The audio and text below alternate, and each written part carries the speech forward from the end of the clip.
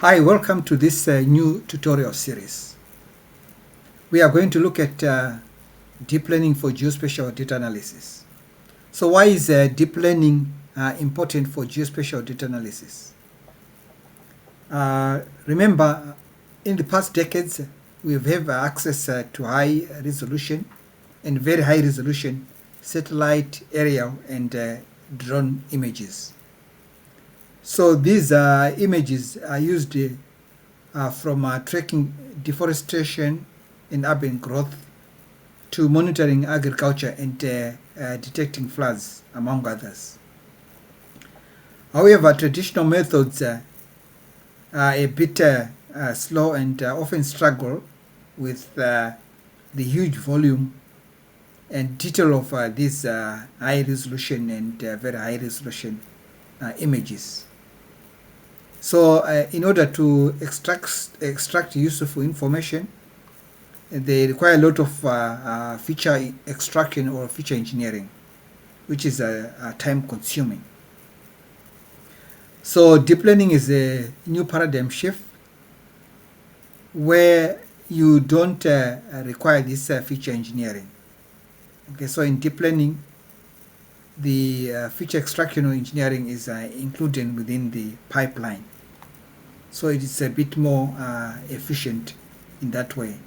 And it has been used successfully, for example, for extracting objects or performing semantic segmentation in high resolution, very high resolution images. Right, so before we dive into building deep learning models, we want to get familiar with some foundational concepts and terms that are important for working with deep learning. Okay, so we should be aware of this concept or terms like a scalar, which is just a single number. For example, here, the temperature. And then we should be aware of also of vectors. So vector, remember, this is just a one-dimensional array, just a list of numbers. So for example, here we could be representing the pixel value in RGB, red, green, and blue. And then a matrix is a two-dimensional grid of numbers, okay, or a two-dimensional array. So here we could be looking at an example of an image in grayscale. So these pixels, they're in grayscale. So we have the rows and then the columns. And then we have the tensor, which is one of the most important fundamental concept in deep learning. So a tensor is a multi-dimensional array. So for example, here we have an example of a color image. Okay, so that is represented here. We have the color depth, then we have the height, and then we have the width. So the color depth could be your RGB image. Right, we can also look at other key terms such as convolution. So we use convolution to extract features. So what is exactly a convolution?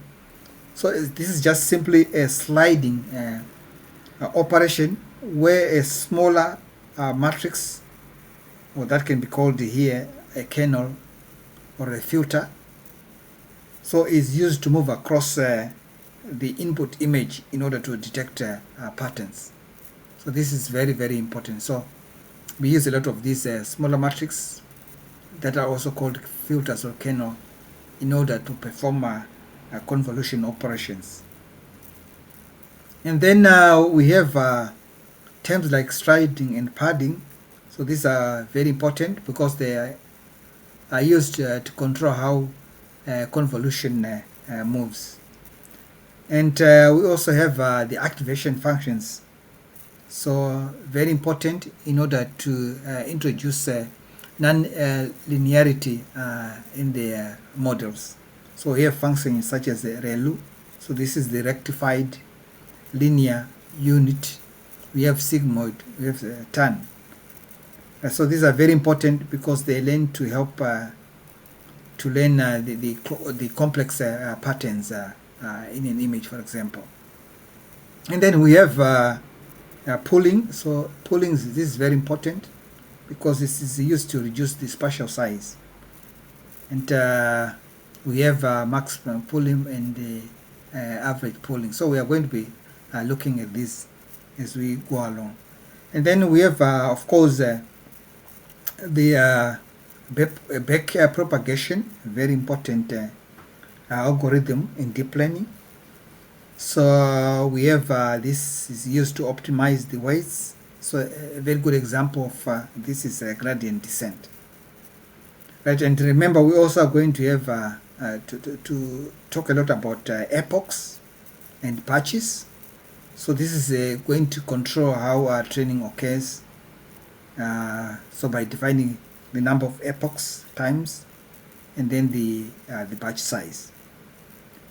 Right, so there are many different deep learning architectures.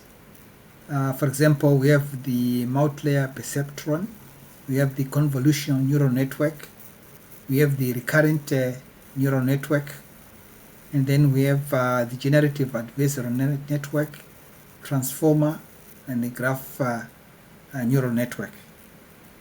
So for this kind of tutorial that we are going to focus in this series, we'll be looking mostly at examples of the sequential neural network and convolutional neural network. So this is what we'll be looking at. Right, so what are the tools that are we going to use? We'll be using Python in Colab. Why Colab? Because we have access to GPU that we're going to use for our deep learning